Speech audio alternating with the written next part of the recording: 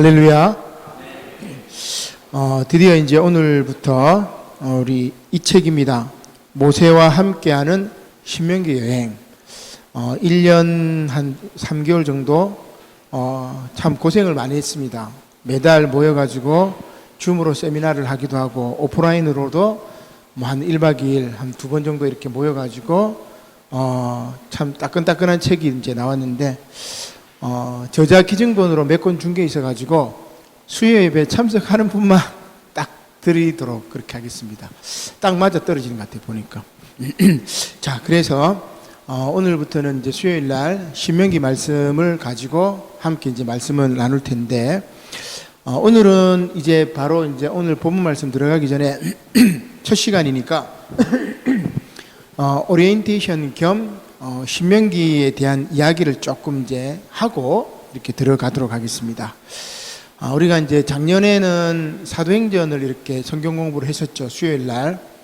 사도행전은 2000년 전에 팔레스틴과 또 바울, 지중해 전역을 다녔던 바울의 전도 여행을 이렇게 살펴봤던 이 행전이라고 할 수 있습니다.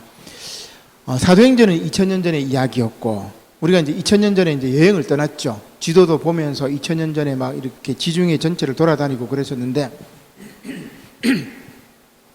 이제 신명기는 연도가 어떻게 되냐면은 3200년 전입니다. 그러면 이제 사도행전보다 한 1200년 더 전으로 이제 넘어가게 되겠죠. 기원전 1200년 경에 있었던 모세의 이야기이기 때문에 거의 뭐 3200년 전 모세 시대로 이제 여행을 가는 거예요. 그래서 여러분, 참 여행이라는 것이 정말 중요한 것 같아요. 그러니까 계속 일정한 곳에 살다가 전혀 생소한 곳에, 낯선 곳에 가게 되면은 참 새로운 것들을 경험을 많이 하게 됩니다. 이제 그런 경험을 통해 가지고 인식이 좀 넓어지기도 하고, 그 다음에 품이 넓어지기도 하고, 생각하는 것이 많아지기도 하고, 그래서 정말 이제 성지 순례가 정말 중요하지 않을까, 뭐 저는 이제 그런 생각을 하게 되는데, 아무튼 이 신명기를 보면은 신명기 안에 뭐가 보이냐면은 에덴 동산이 보이고, 그 다음에 신라군이 보이고, 그 다음에 다시금 복라군, 잃어버린 라군이 아니라 다시금 복을 주는 복라군도 이 신명기 안에 다 들어 있습니다. 그래서 이제 신명기를 쭉 우리가 여행을 하면서 에덴 동산도 살펴보고, 타락하는 모습도 살펴보고, 그 다음에 다시 복을 받는 모습도 살펴보고, 그렇게 3200년 전으로 여행을 함께 우리 수요일 날 한번 떠나보도록 하죠. 자, 그러면 이 이제 신명기에 보면은 주인공은 우리 집필자가 모세니까 모세입니다. 근데 이 신명기를 통해서 우리가 다시 모세를 이렇게 살펴보게 되는데, 모세에 관해서 우리가 우리 요 교재도 앞부분에 보면은 우리 최복 원장님이 이렇게 쓴 글이 있습니다.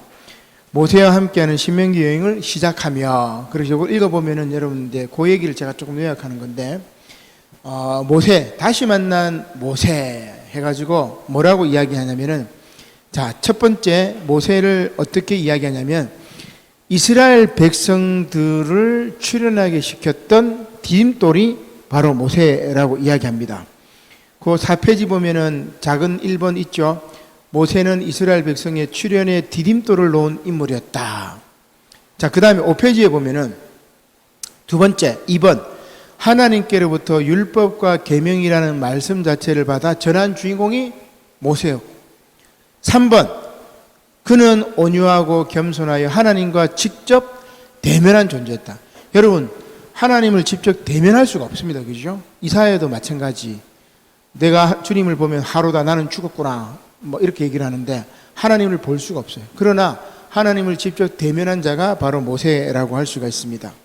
그 다음에 네 번째는 뭐죠? 모세는 하나님과 이스라엘 백성들 사이에 진정한 중재자였다고 이야기합니다. 그리고 다섯 번째가 아주 중요합니다. 우리도 이제 이 신명기 교재 같이 집필하면서 깨달은 게 뭐냐면 바로 이 다섯 번째입니다.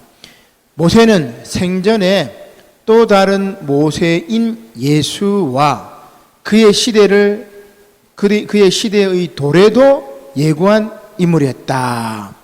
그것은 하나님께서 모세에게 언젠가는 그를 넘어서는 또 다른 모세를 보내셔서 세상 모든 사람들이 그의 말씀을 다 듣도록 하시겠다고 알려주셨기 때문이다. 신명기 18장 15절에 그렇게 이야기합니다.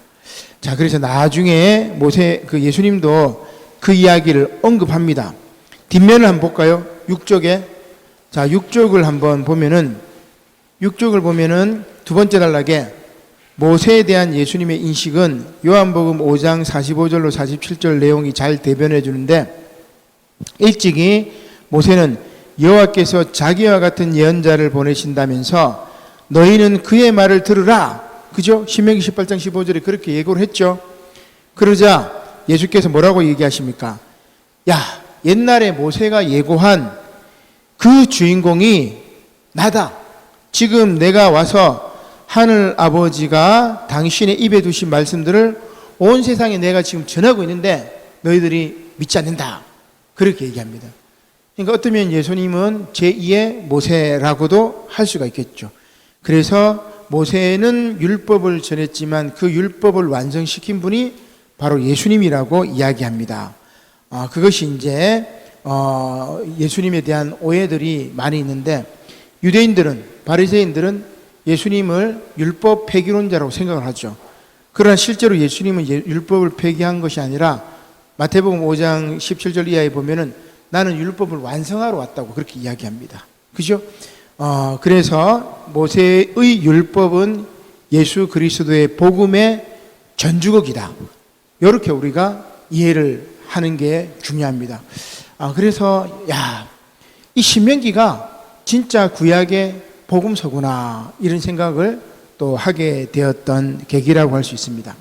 자, 그러면 이제 우리 신명기 이제 볼 텐데, 신명기 하니까 우리가 신 이름 뭐 이렇게 우리말로는 그렇게 해석이 되는데 그렇지 않습니다. 우리 신자 갑신정변 할 때 그 12지간 얘기할 때 요 신자입니다. 다시 신자. 그죠? 그 다음에 명자는 한자로만 명령할 때 명. 그러면 신명기는 우리말로도 잘 번역했는데 다시 하나님의 말씀을 선포하다. 다시 하나님의 말씀을 율법을 얘기하다. 요겁니다. 그러면 두 번째 하나님의 율법을 말하는 거죠. 첫 번째 하나님의 율법은 뭐예요? 시내산에서 모세에게 주신 그 하나님의 십계명이 첫 번째 율법입니다.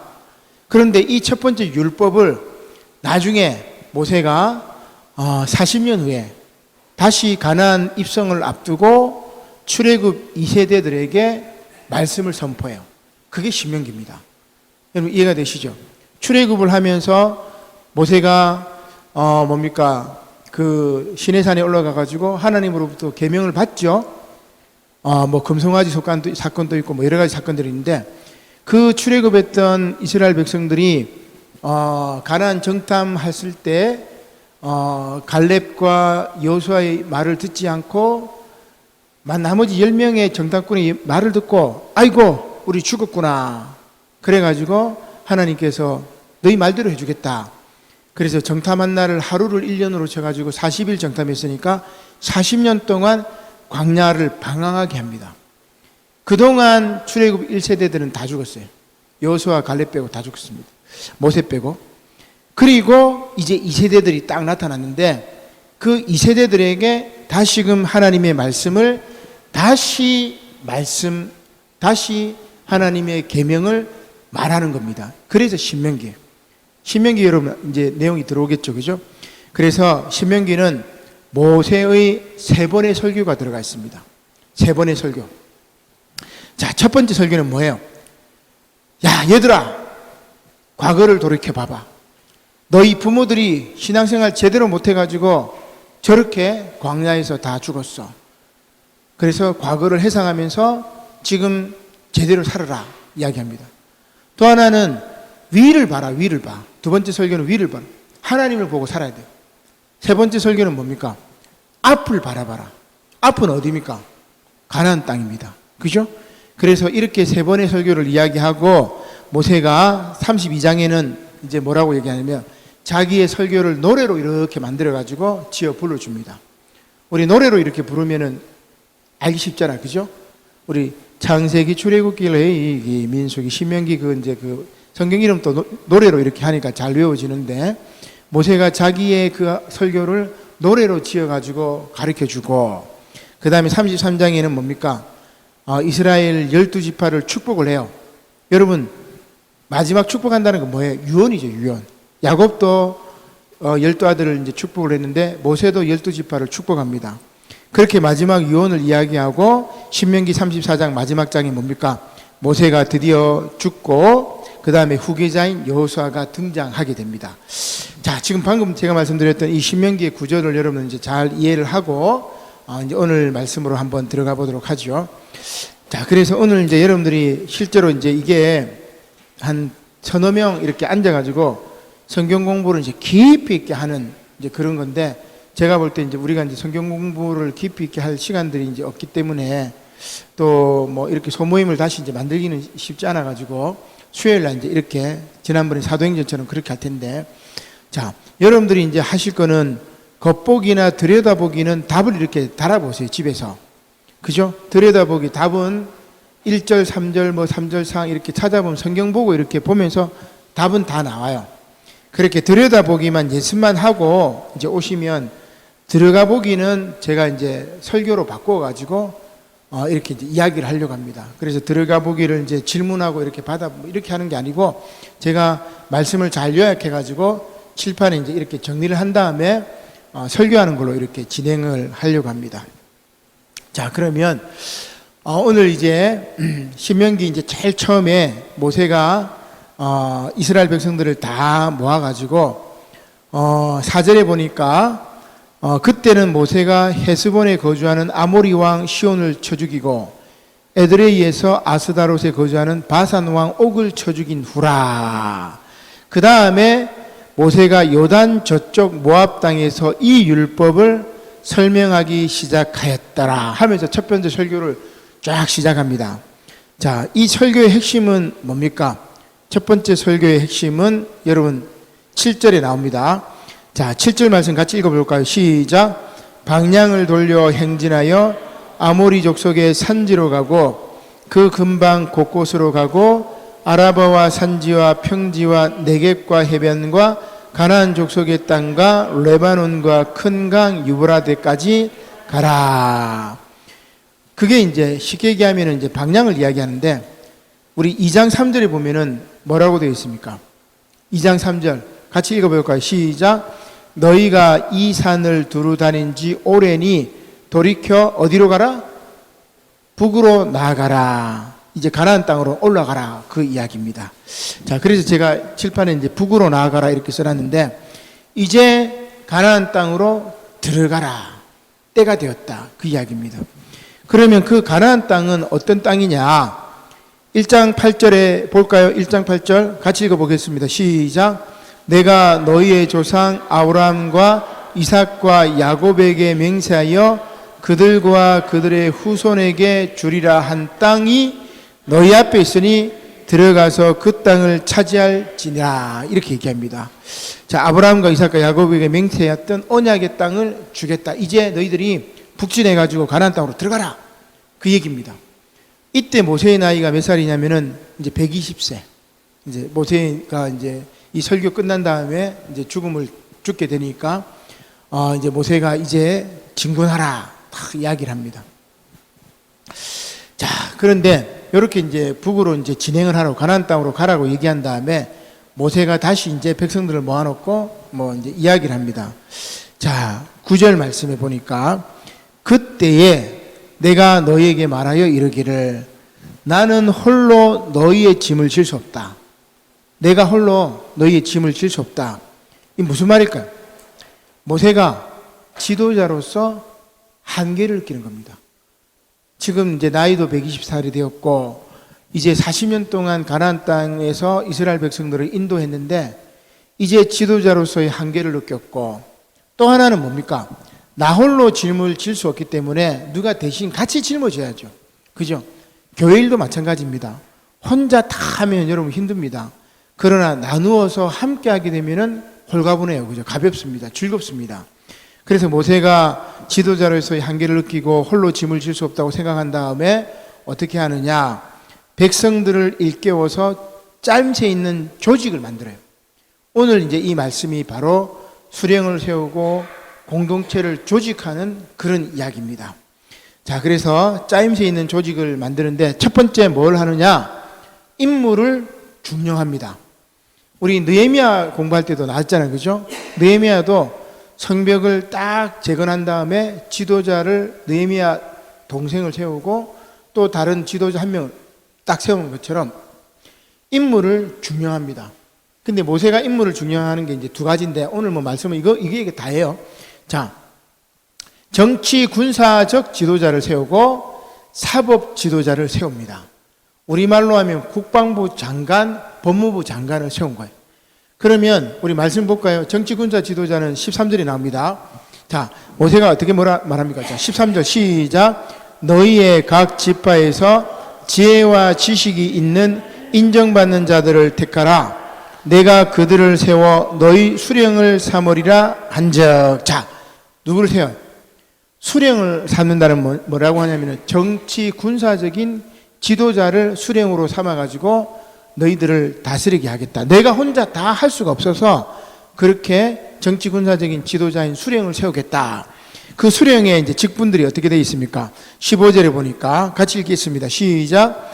내가 너희 지파의 수령으로 지혜가 있고 인정받는 자들을 취하여 너희의 수령을 삼되 곧 각 지파를 따라 천부장과 백부장과 50부장과 10부장과 조장을 삼고. 자, 이렇게 공동체 조직을 딱 만드는 겁니다. 1000명을 다스리는 사람, 100명을 다스리는 사람, 50명을 다스리는 사람, 10명을 다스리는 사람. 그럼 조장은 뭡니까? 조장. 어떻게 보면 이제 10부장의 혹은 천부장의 그 비서급, 참모급 이렇게 볼 수가 있어요. 그죠? 이렇게 이제 조직을 딱 세웁니다. 이거는 정치 군사적인 조직이죠. 또 하나가 더 있어요. 뭡니까?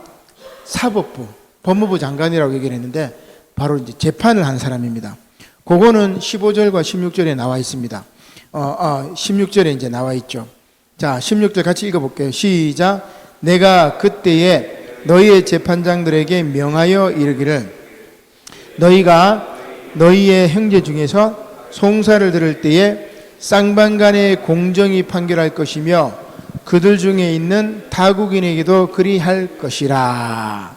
자, 뭐 하라는 말이죠? 사법부를 제대로 세워가지고 재판을 관할하게 만듭니다. 근데 여러분 실제로 이 재판은 누구에게 속한 거예요? 17절을 보세요. 재판은 누구에게 속했습니까? 하나님에게 속한 것입니다. 그래서 너희는 재판할 때 뭡니까?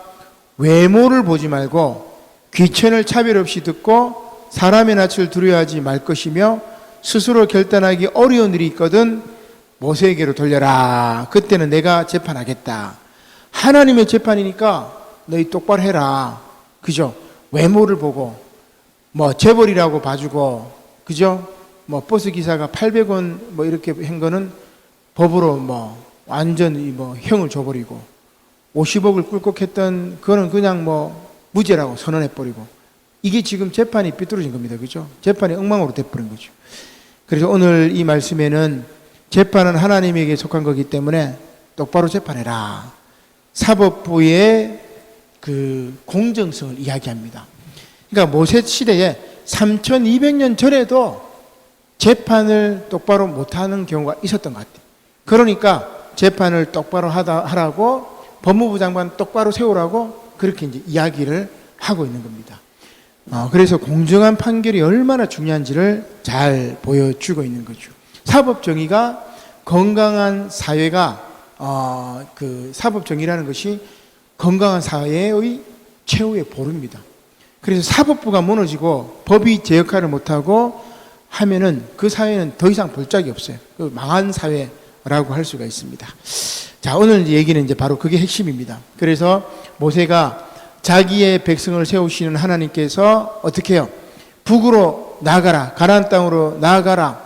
내가 아브라함과 이삭과 야곱에게 약속했던 땅을 주리라. 그럴 때 진군할 때 모세가 혼자 짐을 질 수 없어가지고 임무를 중용합니다. 정치 군사적인 리더 수령을 세우고 재판관을 세우는데 재판 너희 똑바로 해. 그 얘기를 오늘 말씀이 하고 있는 거죠.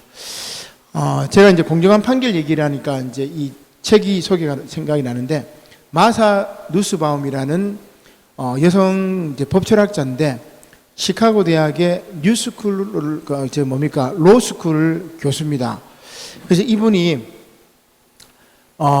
책을 이제 법과 문학이라는 강의를 하고, 그 강의했던 것을 책으로 냈는데 우리말로 번역이 되어 있어요. 시적 정의, poetic justice라고 이야기를 하는데, 이 책을 이제 우리말로 이제 번역이 돼 나왔어요.